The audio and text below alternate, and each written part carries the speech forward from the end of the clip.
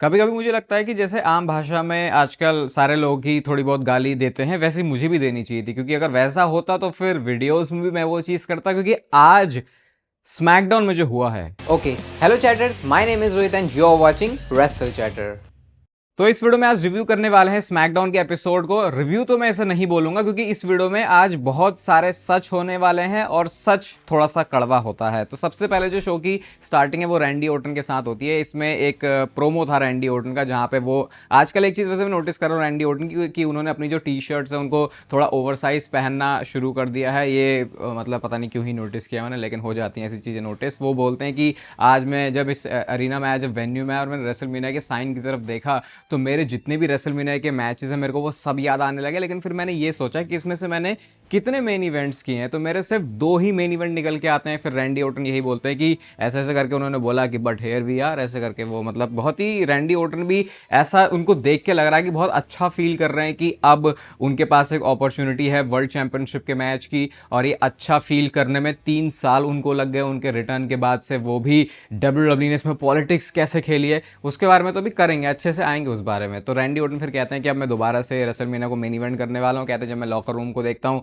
तो मुझे बहुत ज़्यादा प्राउड फील होता है, और ये जो मुझे अपॉर्चुनिटी है वो पकड़ाई नहीं गई है, मैंने इसको अर्न किया है। और फिर वो ये भी कहते हैं कि मुझे भी पता नहीं है कि रेसलमेनिया मेरा अपोनेंट कौन होने वाला है, चाहे वो कोडी हो चाहे वो ड्रू हो। और आप देखना कि जब ड्रू मैकिंटायर का उन्होंने नाम लिया तो ऑब्वियसली वो हील कैरेक्टर में तो लोगों ने बू किया, लेकिन कोडी रोड्स के टाइम पे भी ऐसा नहीं था कि चीयर बिल्कुल एक तरफा हो रहे हैं। लोगों ने कोडी रोड्स के नेम पर भी बूज किए हैं। फिर उसके बाद वो कहते हैं कोई फर्क नहीं पड़ता, वैसे भी मैं ही जीतने वाला हूँ रेसलमेनिया में, और मैं जो अनडिस्प्यूटेड चैंपियन है वो बन जाऊंगा, क्योंकि मैं ये चीज़ अकम्प्लिश करने वाला हूँ 3 most dangerous letters in sports entertainment के साथ, जो कि है RK। और उसके बाद वो अच्छा लगा जब ऐसा ओ बोला ना, तो उसी टाइम पे जो लाइट्स है वो ऑफ होती हैं। उसके बाद ट्रिक विलियम्स आते हैं, और जो एलिमिनेशन चेंबर के टाइम पे ऐसे रैंडी ओर्टन ने अपनी ऐसे हील ऊपर करके बोल दिया था कि यू आर नॉट 6'5", ऐसे करके आज अपनी हाइट बताने के लिए आए थे ट्रिक विलियम्स। और कुछ हुआ नहीं, बस RK उनको पड़ जाता है। और उसके बाद रैंडी ओर्टन ने RK मारने के बाद वो जो स्पिन किया, और उसके बाद वो जूते भी चेक कर रहे होते ट्रिक विलियम्स के, पता नहीं क्या चेक कर रहे थे। ये चेक कर रहे थे कि कहीं इसमें हील तो नहीं है, पता नहीं क्या चेक कर रहे थे,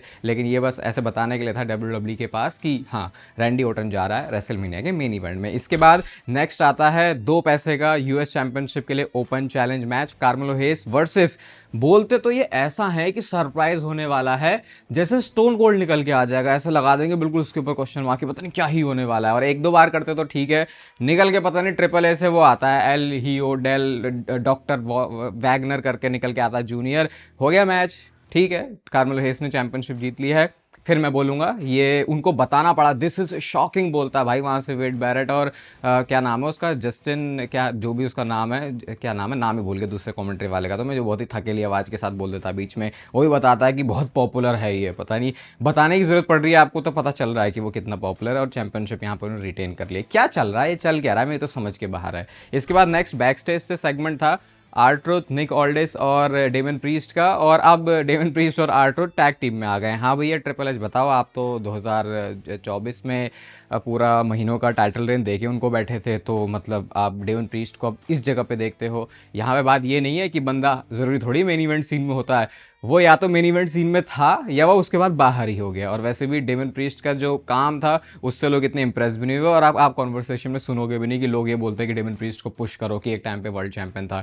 वो आपके परफॉर्मेंस और आपके काम से पता चलता है, जो उस तरीके से दिखा नहीं है। तो फिर ये टैग टीम में आ गए हैं, और अब पता चला कि हाँ आज इनका मैच होने वाला है, और उसके बाद ये टैग टीम डिवीजन में आके फिर चैंपियनशिप के लिए आगे चैलेंज करने वाले हैं। इसके बाद बैक स्टेज से सेगमेंट था ड्रू मैकिंटायर और निक ऑल्डिस का। ड्रू मैकिंटायर अभी भी आके बोलते हैं कि make this right, Cody Rhodes के आने का सेंस नहीं बनता, क्योंकि वो एलिमिनेशन चेंबर भी नहीं जीता है, वो रॉयल रंबल भी नहीं जीता है। तो निक ऑल्डिस की वही दलील होती है कि भैया कुछ भी है नहीं होने वाला, अगर तुझे ऐसा ही है तो चल टाइटल अपना फॉरफिट कर दे, लेकिन वो चीज़ ऑब्वियसली वो करने नहीं वाले थे। ड्रू मैकिंटायर ने एग्री नहीं किया, तो मैच स्टिल ऑन, आज मेन इवेंट में होगा स्मैकडाउन में match Cody Rhodes versus Drew McIntyre के बीच में। इसके बाद लैश लेजेंड और नाया जैक्स का एक सेलिब्रेशन भी था, पायरोज वगैरह फट रहे हैं, बड़ा वो ऑकवर्ड सा लग रहा है। उसके बाद एक एक सुपरस्टार सारे निकल के आते हैं, शार्लेट पे एलेक्सा ब्लिस आके बोलती है कि तुमने कैसे गलती से टाइटल ले लिया। फिर कियाना जेम्स और जूलिया भी अपनी अपनी बोलती हैं, मतलब जूलिया ही बोलती हैं, नहीं कियाना जेम्स ही बोलती हैं, जूलिया माइक पे इतना बोलती भी नहीं है। उसके बाद इन्होंने बोला निक ऑल्डिस ने के टैग टीम मैच कर लो, Alexa Bliss and Charlotte Flair versus Kiana James और जूलिया के बीच में मैच होता है। इस मैच में एलेक्सा ब्लिस और शार्लेट फेयर ने जीत के अब वो नेक्स्ट इन लाइन होने वाले हैं चैलेंज करने के लिए लैश लेजेंड और नाया जैक्स को। इसके बारे में मैं क्या ही बोलूँ, मेरे को तो अब ना अच्छा बोलने का मन कर रहा है ना बुरा बोलने के बारे में मन कर रहा है कि बुरा भी होता तो अब कितना ही इंसान बुरा बोल देगा, तो क्या ही बोले हम इसके बारे में। इसके बाद बैक स्टेज से सेगमेंट था सैमी ज़ेन और कोडी रोड्स के बीच में, और सैमी ज़ेन पहले तो बड़े ही ऐसे आराम से आया, क्योंकि आजकल बैक स्टेज में उसका थोड़ा दिमाग फिरा हुआ सा है ना, वो आता आराम से, कहता है इट इज़ क्रेजी कि तेरे को आज तेरा मैच होने वाला है। तो कोडी रोड्स कहते हैं क्या क्रेजी है इसमें, तो वो यही बोलते हैं कि भाई सारी अपॉर्चुनिटी तो तेरे गोदी पे आके आ जा रही, तू ना चेंबर जीता ना तो रॉयल रंबल जीता। तो फिर कोडी रोड्स भी यही कहता है कि क्या तू यहाँ पे ऐसा चाह रहा है कि आगे जाके तू भी अपने आप को वर्ल्ड चैंपियनशिप मैच में डाल सके। उसके बाद सैमी ज़ेन कहते हैं भाई नहीं नहीं, मैं तो बस गुड लक करने के लिए आया था, कहते हैं I want best for you, और उसके बाद कोडी रोड्स वहाँ से चले जाते हैं। और वो भाई कितना मतलब इतना मत बनाओ यार स्क्रिप्टेड, आप हमको पता है कि आप सैमी ज़ेन के कैरेक्टर को दिखा रहे हो, अलग से ही एक बोतल रखी रहती है वहाँ पे सैमी ज़ेन के लिए, तुम कुछ अलग भी कर दो भाई, कोई 2-3 बार देख लेगा उसे साफ समझ में आ जाएगा। ये स्क्रिप्टेड शो है, पता है सब कुछ, लेकिन भाई आप कैसे ऐसे, अगर आप स्क्रिप्टेड शो को ये दिखा पा रहे हो कि स्क्रिप्टेड नहीं है, तब वो एक अच्छा शो होता है। इसका मतलब ये नहीं कि स्क्रिप्टेड होने से प्रॉब्लम है। ये एक छोटी सी बात है, एक छोटी सी लाइन में मैंने सब कुछ WWE का बता दिया, लेकिन ये इनकी समझ में नहीं आ रही। तो सैमी ज़ेन का दिमाग खराब है, उसके बाद उन्होंने ऐसे करके फोड़ दिया उसे, और अभी ये देखना है कहीं लीड भी नहीं करने वाला, ये भी मैं आपको बता रहा हूँ। ये मैं पहले दिन से बोलते हुआ ना, अभी तक ऐसे ही लग रहा है मुझे इसके बारे में, क्योंकि होता ही नहीं है, वो तो हमने कितने एग्जाम्पल देख लिए हैं। इसके बाद टैग टीम टर्मोइल मैच आता है, वही जिसके लिए WWE ने आज डेमन प्रीस्ट और आर-ट्रूथ की टैग टीम बना दी, और बैक स्टेज कोटा वाले सारे के सारे लोग आपको स्क्रीन पे दिख जाएंगे, क्योंकि यहाँ पे MCMGs भी आ जाते हैं। एंजल, गार्जा, हुम्बर्टो करियो ये कभी नहीं दिखेंगे, ये सिर्फ आपको बैक स्टेज ही दिखेंगे। आज इनको भी मैच मिल गया है, फिर टामा टोंगा, ये MFT वगैरह ये भी इस मैच में चुल करने के लिए आ गए थे वाइट 6 के लिए। एंड में जाके डेमन प्रीस्ट और आर-ट्रूथ ने जीत लिया। वो एंड वाला आर-ट्रूथ को देख के सही लगा भाई, सही बताऊँ, उसके अलावा तो यहाँ पे कुछ देखने लायक ही नहीं है। टैग टीम इन्होंने ये अपॉर्चुनिटी अर्न कर ली है मैच के लिए, अब आगे जाके जो है मैच करेंगे, तो अब आप बहुत जल्दी देख लेना कि इनके पास टैग टीम चैंपियनशिप भी आ जाएगी, क्योंकि बाकी तो वैसे भी फालतू चल रहे हैं। एटलीस्ट हाँ यहाँ पे बोलूंगा कि डेमन प्रीस्ट और आर-ट्रूथ कुछ एक कैरेक्टर तो ऐड कर रहे हैं, बस वही चीज़ है, बाकी तो वही है कि किसका क्या, किसकी लाइफ में क्या चल रहा है। जो मैं बोलता हूँ किसी कैरेक्टर से WWE हमें इंट्रोड्यूस ही नहीं करवाती, किसकी लाइफ कैसी चल रही है, किसका मानसिक संतुलन कैसा है, वो हमें कभी पता नहीं चलता। और जब तक वो नहीं पता चलेगा, ये तो मानसिक संतुलन ऐसे ही बोल रहा हूँ, कहने का मतलब है कि कैरेक्टर में डेप्थ किसी के दिखती ही नहीं है, तो बस वही है, इसीलिए हम सुपरस्टार्स के साथ रिलेट भी नहीं कर पाते। इसके बाद बैक स्टेज से फिर से रैंडी ओर्टन और सैमी ज़ेन का सेगमेंट था, सैमी ज़ेन का सेगमेंट था फिर से, और यहाँ पे वो रैंडी ओर्टन से पूछते हैं कि तेरे से मैं कुछ पूछ सकता हूँ, तो रैंडी ओर्टन ने बोला हाँ भैया पूछ। तो वो कहते हैं कि तूने कैसे किया लास्ट में, भाई तेरी तो इतनी अच्छी यारी दोस्ती है कोडी रोड्स के साथ, तूने उसे कैसे आरकेओ मार दिया। तो रैंडी ओर्टन ने समझाया भैया ऐसे ही नहीं बन जाते 14 टाइम वर्ल्ड चैंपियन, कहते हैं कि तुम्हें सेल्फिश होना पड़ता है। तो वो कहता है अच्छा ऐसा करने से आप बुरा इंसान नहीं बनोगे। मतलब मैं सोच रहा हूँ, मतलब ये लाइन सुनते ही ना मेरे को सैमी ज़ेन के वो 2022 के दिनों की याद आ गई। सेम ही बंदा है, सेम ही हुलिया है, सब कुछ सेम है, सिर्फ कैरेक्टर, सिर्फ उसकी मोटिवेशन, सिर्फ उसकी डायरेक्शन चेंज करने से कितना कुछ चेंज हो जाता है। उस समय बंदा अलग था, उसकी थिंकिंग अलग थी, वो सब कुछ अलग था, और वही सेम बंदा, लेकिन अभी कैसा फील हो रहा है पता नहीं। तो उन्होंने बोला कि नहीं बुरा इंसान नहीं बनते, तुम्हें बिलीव करना चाहिए अपने आप पे, और मे बी तुम ट्राई कर सकते हो तुम्हारे हेड में वो जो वॉइसेस हैं उसको सुनने के लिए, जो रैंडी ओर्टन का फ्रेज है। उसके बाद एलिस्टर ब्लैक आ गया वहाँ से। अब एक बात मैं आपको और बता रहा हूँ, अब क्योंकि रैंडी ओर्टन तो अपने रेसलमेनिया के प्लान की तरफ जा रहे हैं, अब एलिस्टर ब्लैक को साइड ही लगा देंगे, देखना वो स्टोरी तुम्हें बताएंगे नहीं है रैंडी ओर्टन और एलिस्टर ब्लैक की क्या थी, वो क्या चल रहा है इतने हफ्तों से। वैसे तो वो हमें देखना भी नहीं है, तो अच्छी बात ही है, लेकिन ज़्यादा से ज़्यादा क्या करेंगे, एक मैच दे देंगे स्मैकडाउन में। ये तो बस ये है उसका मतलब। एलिस्टर ब्लैक फिर से आ जाता है, कहते हैं do not worry about him, ऐसा करके उन्होंने बोला भाई तू अपने बारे में वरी कर ले पहले, रैंडी ओर्टन के बारे में बाद में ही करना है, किसी और के मामले में। जेलेना वेगा और आ जाती है। सोचा एलिस्टर ब्लैक का खुद कुछ नहीं हो रहा, उसके साथ जेलेना वेगा है, तो उसका तो कभी कुछ क्या ही होगा। मैं तो कह रहा हूँ कि ऐसी सैलरी आप दान में, चैरिटी में दे दोगे ना अपनी US गवर्नमेंट को, तो वो ज़्यादा बेटर रहेगा, क्योंकि ये कुछ वैल्यू ऐड नहीं कर रहे। बस इतना ही बोलना चाहूँगा। बाकी ये लोग भी इंडी में जाके कुछ अच्छा ही कर लेंगे, एटलीस्ट इस शोज़ पे बुक तो होंगे इस घटिया या 2 पैसे की बुकिंग से, मैं तो यही बोलूँगा इसके बारे में। इसके बाद नेक्स्ट सेगमेंट आता है रिया रिप्ली और जेड कारगिल का, इनका प्रोमो सेगमेंट था, और मुझे ऐसा लगा था कि इनका प्रोमो सेगमेंट ना बढ़िया होने वाला है, लेकिन भाई क्या इन्होंने किया है। यहाँ पे रेसलिंग की बात हो रही है, यहाँ पे प्रोफेशनल रेसलिंग की बात हो रही है, ये पता नहीं बॉडी बिल्डिंग वाला एलिमेंट इसमें कहाँ से लेके आ गए। ये ऐसे बात कर रहे हैं कि हाँ तेरे आर्म्स बिगर हैं, तू ऐसी है, मैं तेरे से इम्प्रेस नहीं हुई हूँ, लेकिन हाँ मतलब वही सेम लाइन रिया रिप्ली बोल रही है कि तेरी बॉडी दिखने के लिए बनी है, मेरी बॉडी सर्वाइवल के लिए बनी है। भाई ये क्या बात कर रहे हो आप प्रोफेशनल रेसलिंग के अंदर ये बॉडी बिल्डिंग को कहाँ से घुसेड़ रहे हो। वो आप एक शो में आपको अपनी फ्यूड को हाइप करना है, लेकिन वो पता नहीं क्या ही बात कर रहे हैं। सेम उसी पैटर्न पे जेड कारगिल का प्रोमो था, और उसी पैटर्न को फॉलो किया है रिया रिप्ली ने, आई एम दैट बिच करके ये दोनों ही बोल रही है। भाई मैं तो मतलब एक्सपेक्टेशन मैंने इनसे तो रखी, तो ऐसा नहीं है कि ये नहीं कर सकते, लेकिन पता नहीं किसने इस शो को प्रोड्यूस, इस वाले सेगमेंट को प्रोड्यूस किया था, जिसको लग रहा है कि इस प्रोमो वर्क से जो है इसमें इंटेंसिटी आने वाली है। तो ये बात जो है समझ के बाहर है मेरी। हाँ भाई, हमें पता है कि ये WWE है, प्रोफेशनल रेसलिंग है, यहाँ पे आप दिख कैसे रहे हो वो मैटर करता है, लेकिन ये रेसलमेनिया लेवल की स्टोरी है भाई। यहाँ पे ये बात नहीं है कि रेसल चैटर अपनी वीडियोस में नेचुरल टीन के बारे में बात कर रहा है और कह रहा है कि आर पंत वाला कोड यूज करके अब अपनी डेली प्रोटीन इनटेक को फिक्स करके अपना रूटीन बढ़िया करो। ये वो बात नहीं हो रही है, उसमें और इसमें फर्क है। तुम एक अपनी रेसलमेनिया की स्टोरी बना रहे हो भाई, तुम उसमें इसको कहां से लेके आ रहे हो, तो वो बात समझ के मेरी बाहर है। पता नहीं WWE क्या कर रही है। आज तो ऐसा लग रहा है कि भांग खा के होली हमारे यहाँ गई है, भांग खा के इन लोगों ने जो है स्क्रिप्ट है जो आज का शो है उसको प्रोड्यूस किया था। उसके बाद जॉनी गार्गानो का भी सेगमेंट था। अब पता नहीं इसमें आत्मा आ गई, कहता है I am the best professional wrestling, Johnny wrestling वापस आने वाला है, ये कर देंगे वो कर देंगे।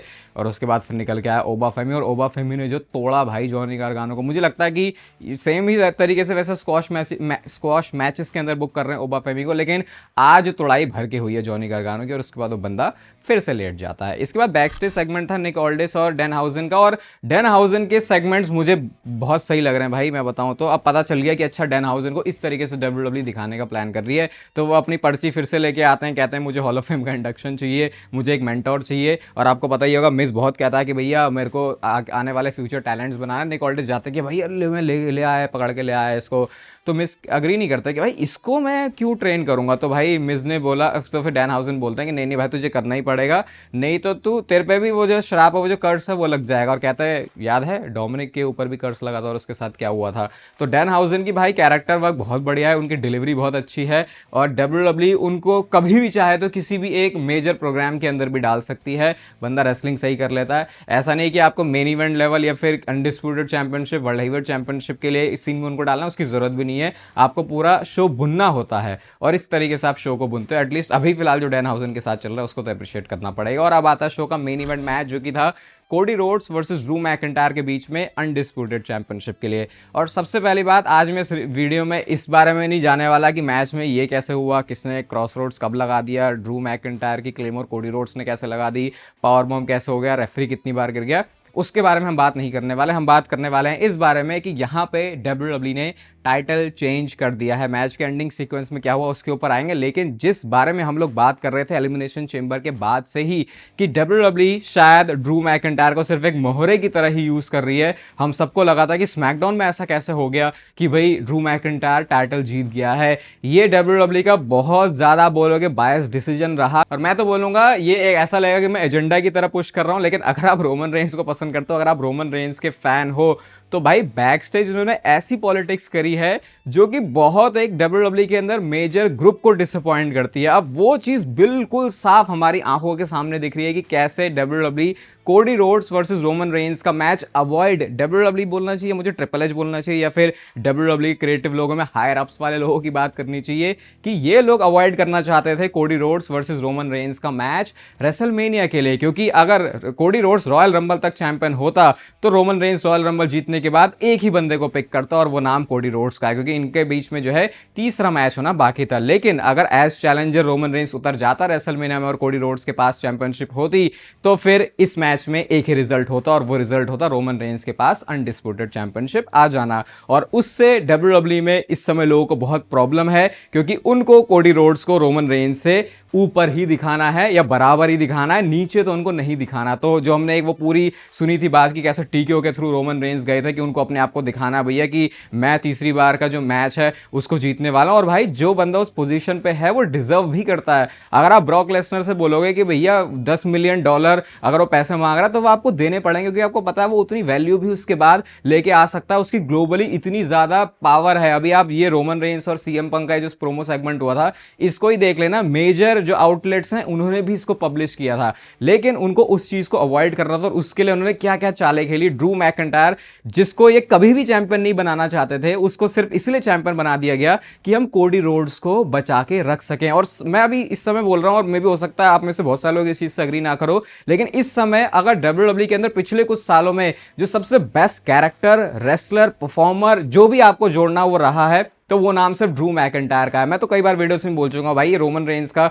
समर स्लैम में आने के बाद से जो कैरेक्टर है वो वैसा था ही नहीं। एक तो बंदा पार्ट टाइमर भी है, लेकिन अगर आप ड्रू मैकिंटायर को देखोगे, जब जब उसको तुमने स्पॉट पर डाला है उसने कंसिस्टेंट परफॉर्मेंस करी है। ये बंदा कभी अपने प्रोमोज में लैक नहीं करता, इसका कैरेक्टर इतना अच्छा है, ये अपना कैरेक्टर हमेशा मेंटेन करता है। और सबसे बुरी चीज ड्रू मैकिंटायर के साथ ही क्यों हुई है, मैं तो ये भी बोलूंगा कि वो सारे लोग इस समय कहां हैं जो कि वी वांट कोडी कर रहे थे। अभी आज तक अगर किसी भी सुपरस्टार को सबसे ज्यादा क्राउड के सपोर्ट की जरूरत पड़ी होगी, डब्ल्यूडब्ल्यू की नाक में दम करने की जरूरत पड़ी होगी, तो वो ड्रू मैकिंटायर के लिए अभी होनी चाहिए थी, जो कि अभी होते हुए मुझे तो कहीं से भी नहीं दिख रहा। क्योंकि शायद ये डब्ल्यूडब्ल्यू का नैरेटिव वैसा है जो कि वो अपने अगेंस्ट में देखना नहीं चाहते। मे भी किसी पॉइंट पे वो खुद चाहते थे कि कोडी रोड्स भी इस तरीके से मेन स्पॉट पे आए, इसीलिए उन्होंने उस चीज को एक्सेप्ट किया। हम कहते हैं ना कि ट्रिपल एच ऐसा कहता है भैया कि हम तो ऑनलाइन इंटरनेट पे फैंस की नहीं सुनते, सुनेंगे लेकिन तब जब वो चीजें कोडी रोड्स के फेवर में होंगी। और भाई कोडी रोड्स खुद भी अपने आप में एक बहुत बढ़िया बंदा है, मैंने बहुत तारीफें करी है कोडी रोड्स की, एज पर्सन वो बंदा बहुत अच्छा है। लेकिन जिस तरीके से हर स्पॉट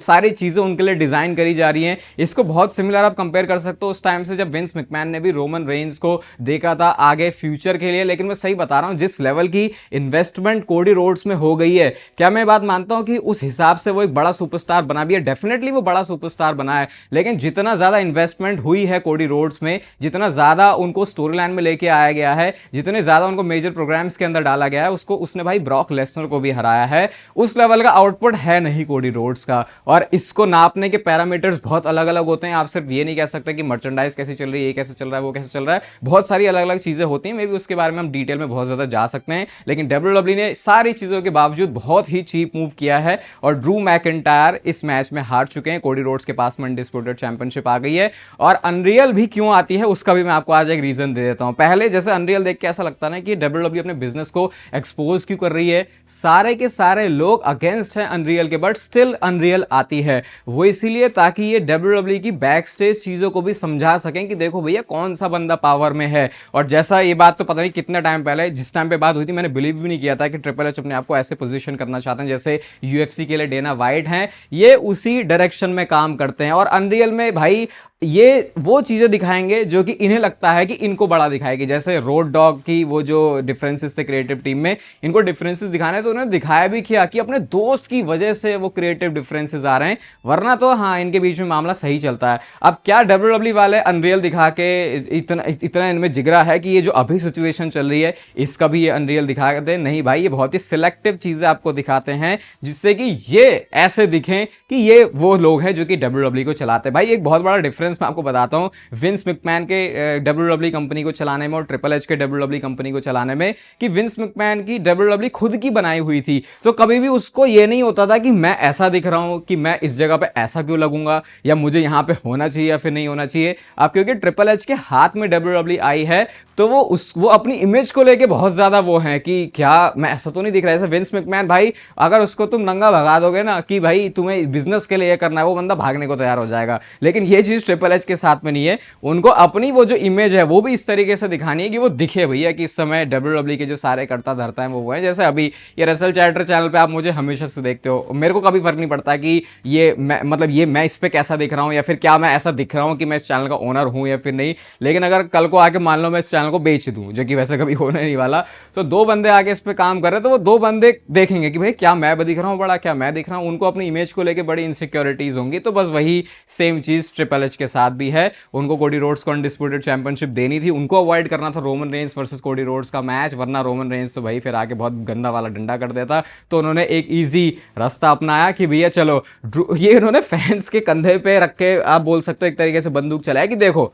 तुमने ही बोला था ना कि ड्रू मैकिंटायर को चैंपियन बनाना है, लो बना दिया। अच्छा तुमने ही बोला था ना कि Randy Orton versus Cody Rhodes का मैच चाहिए, वो मैच करवा दिया। इस मैच से प्रॉब्लम नहीं है, इसकी स्टोरी भी ये बढ़िया बना देंगे, आई होप ये इसको बढ़िया बना दें। लेकिन प्रॉब्लम ये है कि डब्ल्यूडब्ल्यू कैसे चीप तरीकों का यूज कर रही है, कैसे गंदी पॉलिटिक्स का यूज कर रही है, और ये सारी चीजें डब्ल्यूडब्ल्यू की स्टोरी लाइन को अफेक्ट करेंगी। अभी तो कर ही रही हैं और आने वाले लॉन्ग टर्म में भी इसका असर बहुत ज्यादा पड़ने वाला है। जैसे विंस मैकमैन के टाइम में था भैया, वो एक गंदा किस्म का आदमी था तो उसकी वजह से उस टाइम पे बहुत सारी फीमेल्स ने सफ़र किया है, तो वो एक लॉन्ग टर्म वाला इफेक्ट होता है। तो वो चीज़ अलग तरीके से थी और अब ये चीज़ स्टोरी लाइन में है। और वो क्रैप आप देखते हो, स्मैकडाउन 3 घंटे की है, उसमें से 1 घंटा जो है वो सिर्फ घंटे का है। तो लास्ट में जाके जेकब फाल्टो की इस मैच में इन्वॉल्वमेंट हो जाती है और अपनी इन्वॉल्वमेंट की वजह से फिर कोडी रोड्स के पास मौका, वैसे तो उस मौके का भी ऐसा कोई बहुत खास फ़ायदा उठा नहीं पाया कोडी रोड्स, लेकिन एंड में जाके फिर उन्होंने अपना टॉप रोप से वो जो सुपर कटर है वो लगाया एंड देन फिर क्रॉस रोड्स के साथ में इस मैच में